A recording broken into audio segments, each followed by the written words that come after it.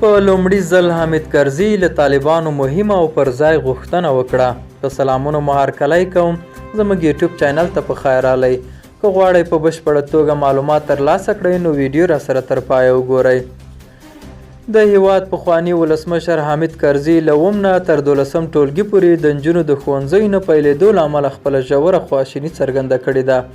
نوموړي د افغانستان له سرپرست حکومت څخه غوښتنه کړې ده ترڅو د یو پرمختللي او سیال افغانستان لپاره چې د ټولو افغانانو هیله ده د نجونو د زده کړې لاره پرانیستې وساتي او پرې نږدي چې د هغو پردیو تګلاره عملي شي چې له تعلیم نه بې برخې اړمن او تر لاس لاندې افغانستان غواړي.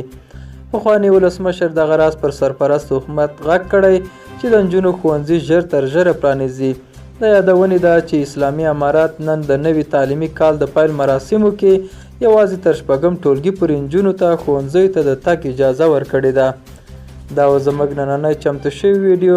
تر بیا ښه وخت، ښې چارې.